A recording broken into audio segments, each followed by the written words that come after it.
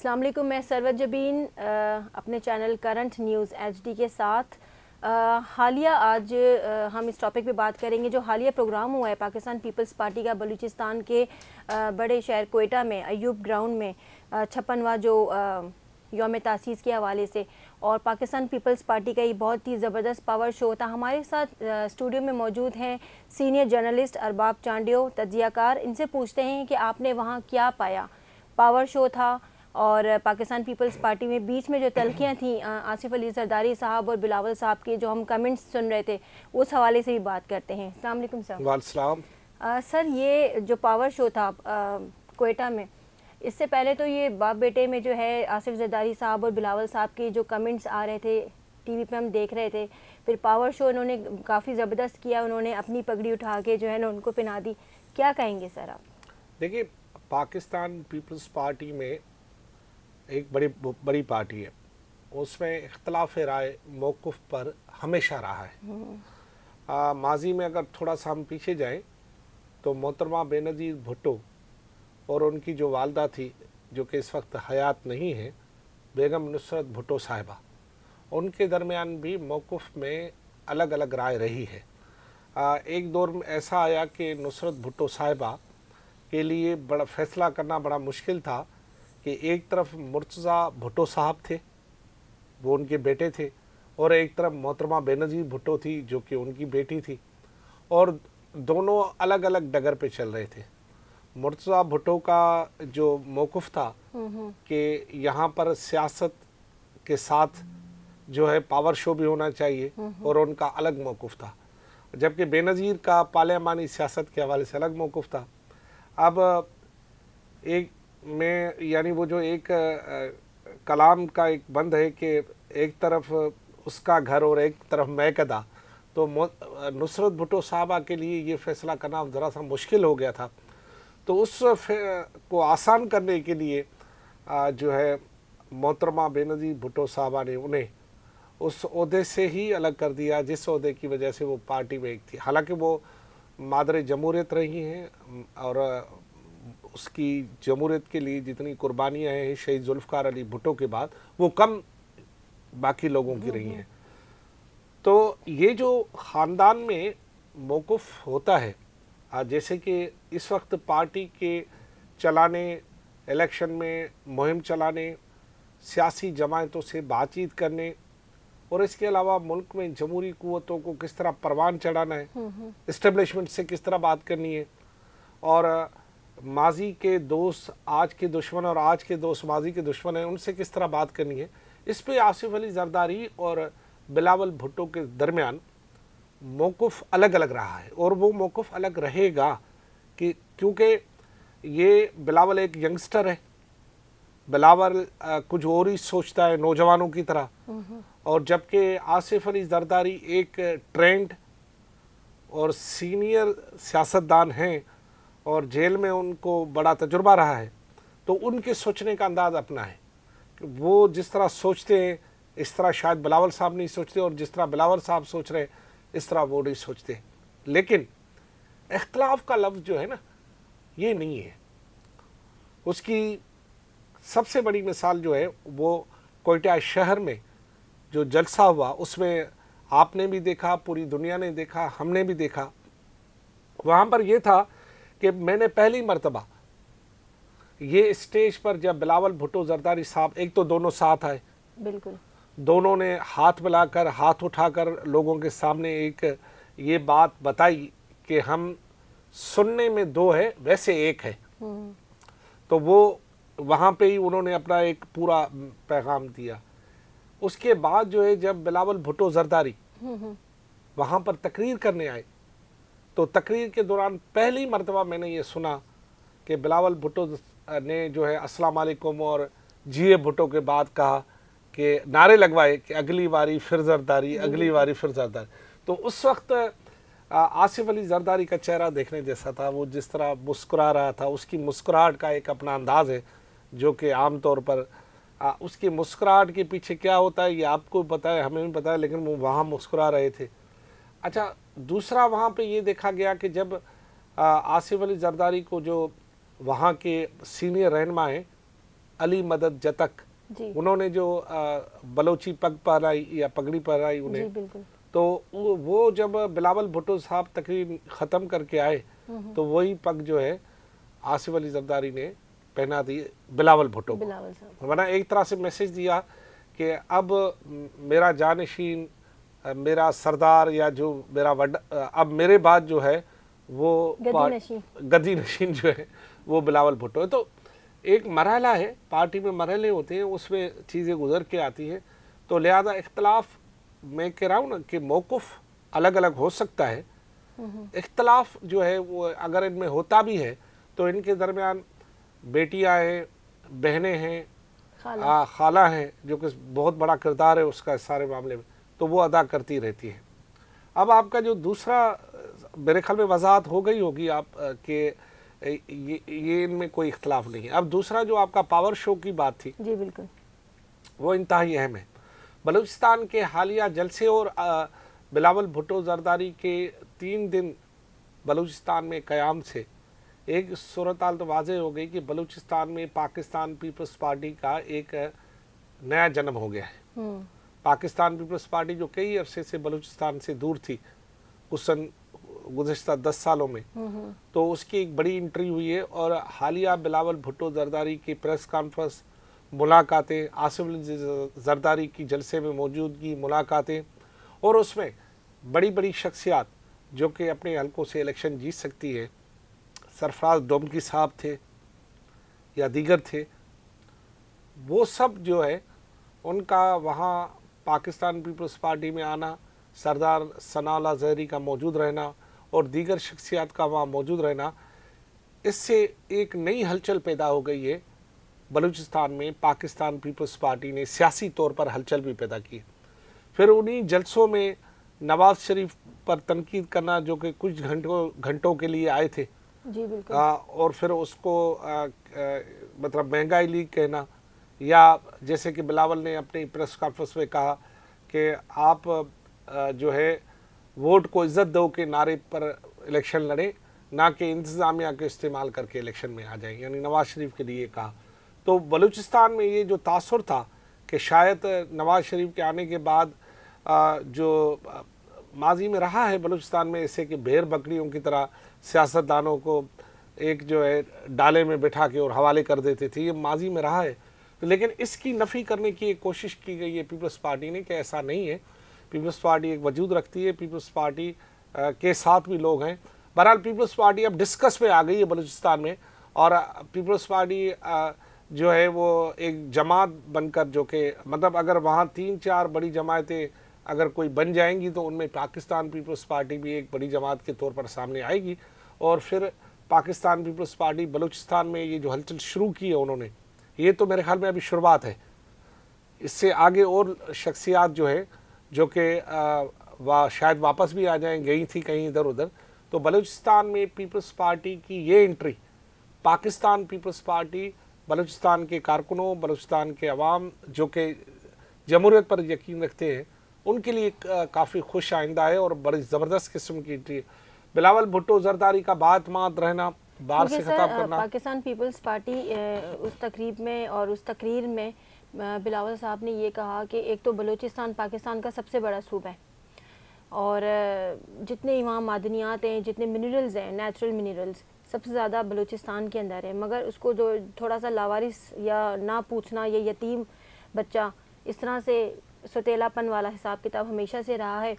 मगर बिलावल साहब की तकरीर में हमने ये सुना, आपसे ज़्यादा मज़ीद पूछना चाहेंगे कि उन्होंने कहा कि आसिफ अली जरदारी साहब ने जो गैस लाइन उन्होंने स्टार्ट की थी वो रुकवा दी गई थी, और उसको आगे जाके इन्होंने जब इलेक्शंस होंगे इसके बाद उन्हें आगे उसको प्रोसीड करवाना है। दूसरा उन्होंने ये कहा कि हम जो है बहुत सारे जो है ना कार्ड्स इशू करेंगे, यूथ कार्ड हो गया, किसान कार्ड हो गया और मज़दूर कार्ड हो गया, ये तमाम चीज़ें। तो सर इस पे ज़रा रोशनी डालें। और दूसरा सवाल सर मेरा ये है कि पीडीएम के हवाले से जो हम बात कर रहे हैं, मतलब जो जमातें कहते हैं कि हम सारे मिलकर जो है ना पीपल्स पार्टी के अगेंस्ट वर्क करेंगे, क्या कहेंगे आप? देखो, पाकिस्तान पीपल्स पार्टी और उसके मुखालिफ दोनों पाकिस्तान में मौजूद हैं। पाकिस्तान पीपल्स पार्टी के ख़िलाफ़ सिंध में भी एक वोट बैंक है, لیکن وہ اتنا زیادہ نہیں ہے کہ پاکستان پیپلز پارٹی کی جگہ حکومت بنا لے. اس طرح بلوچستان میں بھی ہے, اس طرح پورے پاکستان میں ہے. اچھا دوسری بات یہ کہ جو گیس پائپ لائن ہے, ذوالفقار علی بھٹو کے بعد بلوچستان کو اگر تھوڑا بہت کچھ دیا ہے, موقف پر اختلاف ہو سکتا ہے, بلوچستان کے لوگوں کا سوچنے کا انداز اپنا ہے, بلوچستان سے باہر رہنے والوں کو سوچنے کا انداز اپنا ہے. لیکن پاکستان پیپلز پارٹی جب آتی ہے تو صوبوں کو کچھ دیتی ہے. 18ویں ترمیم کے صورت میں کچھ دیا. ابھی آپ کو بتائے کہ 18ویں ترمیم کو ڈی ریل کرنے کے لیے کوششیں کی گئی ماضی میں بھی. ابھی بھی 18ویں ترمیم سے لوگ خوش نہیں ہیں, جو ناخوش رہتے ہیں, اور ان کو خوش اللہ ہی کر سکتا ہے, ہم یا بندے کی بات نہیں ہے. تو وہ ایک بڑا مرحلہ جو کہ پاکستان پیپلز پارٹی نے صوبوں کے لیے. ابھی یہ جو گیس پائپ لائن ہے یہ ایران سے آئے گی, یہ بلوچستان کے راستے جو ہے وہ پھر ہندوستان میں داخل ہوگی. تو اس منصوبے کو اگر یہ پایا تکمیل تک پہنچتا ہے تو اس سے سب سے بڑا فائدہ بلوچستان کو ہوتا ہے اور ان کے گیس کا مسئلہ حل ہو جاتا ہے. دوسری بات یہ کہ بلوچستان کا جو سب سے بڑا مسئلہ ہے وہ پانی کا ہے, پینے کا پانی ہو یا نہری پانی ہو, وہ بہت بڑا مسئلہ ہے. اس کو ڈیولپ کرنے, اسے ان کے لیے وہاں گنجائش پیدا کرنے کی بہت سخت ضرورت ہے. پانی آتا ہے, برساتوں کے دوران پانی آتا ہے جیسے کہ, لیکن وہ پانی جو ہے جہاں رحمت بھی برستی ہے وہاں وہ پہاڑوں سے تیز جو ریلیں نکلتے ہیں وہ پھر آپ کو پتہ ہے کہ بہت سارے لوگوں کو ڈیمیج کر دیتا ہے. اور ابھی بائی روڈ آپ راستے سے جائیں تو 6 تو پل ٹوٹ گئے ہیں جو کہ بیلا اور جو ہے ہب کے درمیان ہے. تو اس صورتحال میں بلوچستان کی ترقی پاکستان کی ترقی سے لازم ملزوم ہے. بلوچستان میں بہت بڑی صلاحیتیں ہیں, بلوچ عوام بڑے مہمان نواز ہیں, پشتون وہاں جو رہتے ہیں بڑے مہمان نواز ہیں. اور دوسری بڑی بات یہ کہ بلوچستان میں اللہ نے اتنی معدنیات دی ہیں کہ اگر اس کو ایمانداری سے نکال کر بلوچ عوام کی ترقی کے لیے پہلے اور بعد میں پورے پاکستان کی ترقی کے لیے خرچ کیا جائے تو یہ دبئی شبئی تو کچھ بھی نہیں ہے اس کے سامنے. لیکن بات ہے کہ نیت کی ہے نا, اب کس کی نیت کیسی ہے یہ ایک الگ بات ہے. تو بہرحال پیپلز پارٹی کے اس جلسے میں اور اس جلسے میں جو خطابات ہوئے, اگر اس پر عمل درآمد ہو گیا, کیونکہ بات کرنا اور عمل درآمد کرنے میں دو واضح فرق ہے. اگر پیپلز پارٹی اپنے اس دعویٰ یا جو انہوں نے وہاں باتیں کی, یوتھ کارڈ کی بات کی, مزدور کارڈ کی بات کی, کسان کارڈ کی بات کی, اور اس کے علاوہ جو بلوچستان کے عوام کے لیے ایک پیکیج کی بات ہو رہی ہے کہ اگر پیپلز پارٹی کی سرکار آ گئی تو 100 ارب روپیہ جو ہے وہاں پر خرچ کیا جائے گا شروعاتی طور پہ. تو میرا خیال ہے کہ پاکستان پیپلز پارٹی اور اینٹی پیپلز پارٹی جو ووٹ ہے وہاں پہ وہ ہے, اور وہاں پر جمعیت جو ہماری علماء اسلام ہے JUI اس کا ووٹ ہے, وہاں پر قوم پرست جماعتوں کا ووٹ ہے, وہاں پر پشتون جو کہ اتنا اب ان میں 2 حصے تو ہو گئے, ایک کاکڑ صاحب کے نوجوان بیٹے کے ساتھ ہیں, کچھ جو ہیں وہاں پہ جو پشتونخوا ملی عوامی پارٹی کے ہیں اس وقت سربراہ ان کے ساتھ ہے. بہرحال وہاں وہ بھی ایک ووٹ بینک رکھتے ہیں. تو اب پہلی مرتبہ محترمہ کی شہادت کے بعد پیپلز پارٹی جو ہے اپنی کارکردگی پر بلوچستان کے لوگوں کو جمع کر کے ایک اپنا ووٹ بینک بنائے گی. اور جس طرح اچھا دیکھو, وعدے پر عمل درآمد تب ہوتا ہے جب کوئی ان کے ووٹ دے, ڈیفینیٹلی, اور ووٹ جب ملے گا تو پیپلز پارٹی کو اپنے وعدے پورے کرنی پڑے گی, نہیں تو یاد دلا دیں گے. بالکل ایسا ہی ہے. اچھا سر, مجھے ایک یہ بات بتائیں کہ پیپلز پارٹی آپ کو کتنا لگ رہا ہے کہ ابھی جو الیکشنز ہوں گے 8 فروری کو, تو 8 فروری پہ کہہ رہے ہیں کہ ڈیٹ چینج بھی ہو سکتی ہے, الیکشنز ہوں گی بھی یا نہیں ہوں گے, اگر ہوں گے تو کیا لگتا ہے پیپلز پارٹی کا گراف ڈکلائن پر ہے یا اپ گریڈ ہے؟ کہاں لگتی ہے آپ کو پیپلز پارٹی؟ اور نواز شریف صاحب جو ہیں وہ کیا تو انہوں نے کچھ بھی نہیں ہے, 3 دفعہ وزیر اعظم بنے, جب کوئی پریشانی آتی ہے جو عوام جب ہم لوگوں میں جاتے ہیں ان سے یہی بات کرتے ہیں تو عام عوام کا کہنا یہ ہے کہ مشکل وقت میں نواز شریف صاحب جو ہے بھاگ جاتے ہیں گھر چھوڑ کر اپنا. تو کیا کہیں گے؟ دو موقف ہیں. جی ایک موقف ہے جو کہ نواز شریف کے حامی ہے. جی جی وہ نواز شریف کے ہر فیصلے کو درست سمجھتے ہیں. اختلاف رکھتے ہوں گے لیکن باہر آ کر کہتے ہیں میاں نواز شریف جیسے کہہ رہا ہے یا جیسے کر رہا ہے درست ہے. ایک موقف یہ ہے. اور ان کی نظر میں میاں صاحب نے بڑا کام کیے ہیں. وہ کام شاید وہ گنواتے بھی ہیں. دوسرا موقف یہ ہے کہ میاں نواز شریف مشکل وقت میں، جیسے کہ آپ نے کہا، یہ دوسرا موقف ہے. وہ بھاگ جاتے ہیں یا چھوڑ جاتے ہیں ملک، یا مطلب کیا کہتے ہیں، رضامندی سے جلا وطن ہو جاتے ہیں، رضامندی سے خود کو آئسولیشن میں لے جاتے ہیں، جو بھی ہے مطلب. تو نواز شریف کے اس وجہ سے گراف گرتا ہے جب وہ ملک سے باہر جاتا ہے. اگر وہ آصف علی زرداری کی طرح ٹھہر جائے تو ان سے بڑا لیڈر کوئی نہیں، کیونکہ اس کا تعلق پنجاب سے ہے، اس کا تعلق لاہور سے ہے، اور اوپر سے وہ بٹ بھی ہے، مطلب اب میاں صاحب ہیں تو ان کا بڑا تعلق ہے. کشمیری فیملی رہے ہیں وہ، اور کشمیر سے بھی ان کا گہرا تعلق ہے. کہنے کا میرا مقصد یہ کہ پاکستان پیپلز پارٹی کے مقابلے میں نواز شریف کی اس وقت پوزیشن تقریباً برابر ہے. یہ نہیں کہا جا سکتا کہ نون لیگ یہاں پہ ہے اور پیپلز پارٹی یہاں پہ، ایسی کوئی بات نہیں ہے. دونوں نیوٹرل جا رہے ہیں، مطلب برابر ہیں، گراف ان کا سیم، گراف سیم ہے. کیونکہ اگر یہ کہا جائے کہ جی پنجاب میں نون لیگ کی کوئی حیثیت بڑی ہے یا ہے، تو پھر سندھ میں پیپلز پارٹی کی حیثیت ہے. پنجاب کے بعد دوسرا بڑا صوبہ سندھ ہے. اس کے بعد اگر یہ کہا جائے جیسے کہ بلوچستان میں آپ اور ہم دیکھ کر آئے، تو بلوچستان میں اگر جہاں نون لیگ کا یہ ایک دن میں گراف بڑا تھا نوٹیبل کے ساتھ، یعنی ان لوگوں کو بلایا تھا جن کا باپ پارٹی سے تعلق تھا، اگر اس سے گراف بڑا تھا تو پیپلز پارٹی نے 3 دن میں وہ گراف برابر کر دیا. باقی رہا خیبر پختونخوا. خیبر پختونخوا میں کامیاب جلسے کیے ہیں بنسبت نون لیگ کے، مٹھی میں کامیاب جلسہ کیے. ابھی بلاول صاحب نے وہاں پر کامیاب جلسے کیے ہیں. اس طرح اگر نواز شریف صاحب بھی وہاں جا کر جلسے کرے گا تو ایک ایک توازن پیدا ہوگا.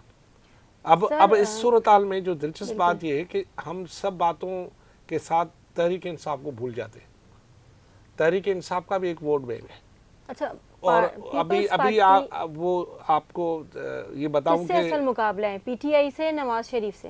دیکھیں، پاکستان پیپلز پارٹی کی قیادت کا تو یہ کہنا ہے کہ ان کا اصل مقابلہ پی ٹی آئی سے ہے، کیونکہ ان کا یہ خیال ہے کہ نواز شریف کی اپنے پنجاب میں بھی اتنی حیثیت نہیں ہے جتنی ماضی میں رہی تھی. تو پیپلز پارٹی تو سمجھتی ہے کہ اس کا جو آنے والا الیکشن ووٹ ڈالنے والا جو بندہ ہے، اس کا جو ہے وہ مقابلہ جو ہے ووٹ ڈالنے والوں میں جو ہے وہ پی ٹی آئی سے ہے.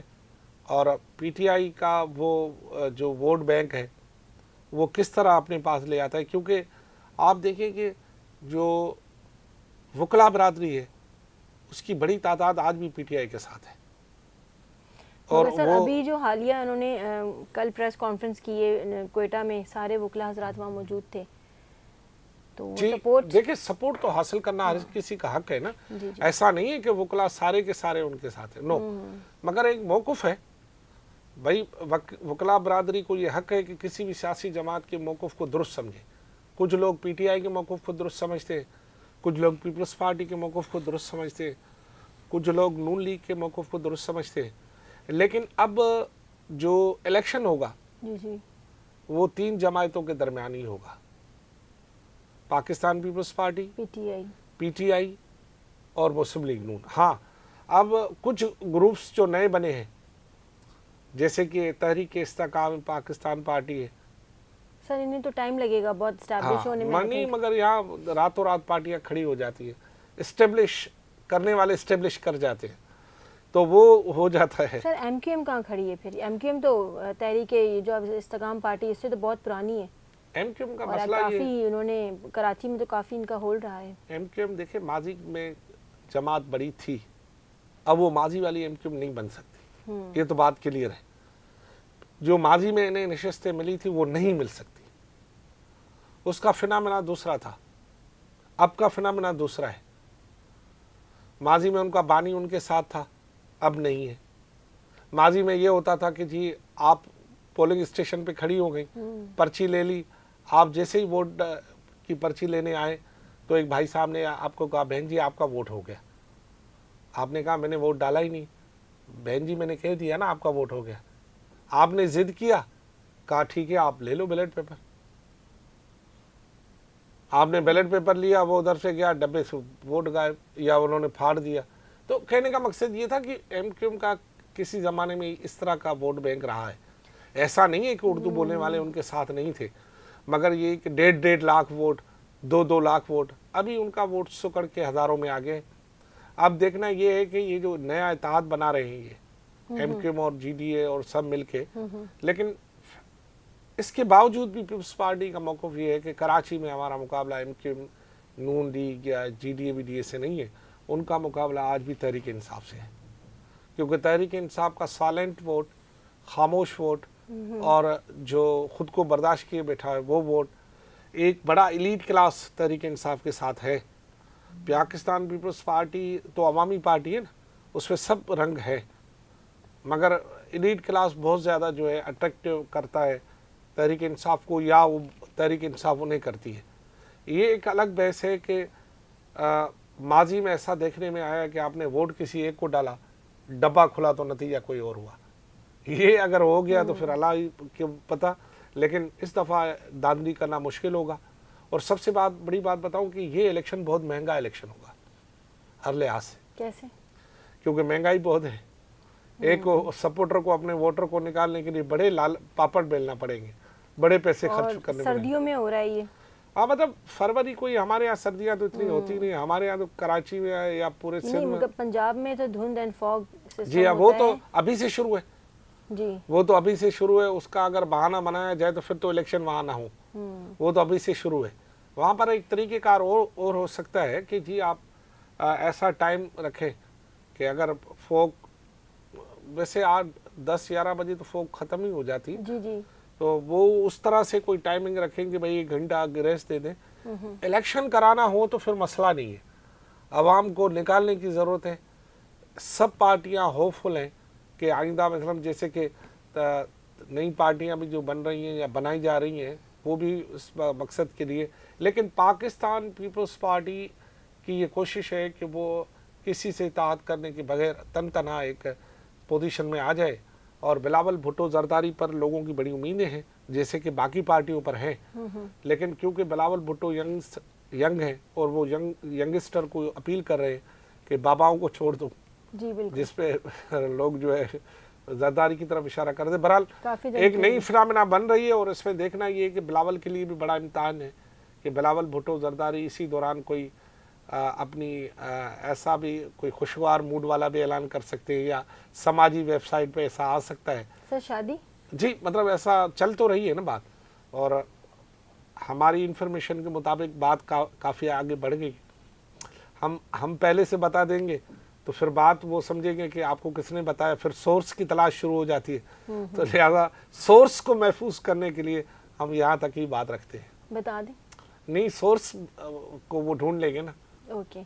اچھا سر مجھے یہ بتائیں ارباب صاحب کہ کوئٹہ کا سفر, کراچی ٹل کوئٹہ کا سفر, کیونکہ ہم نے بھی وہاں سفر کیا, کافی بیچ میں جو ہے دشواریاں ہوئیں.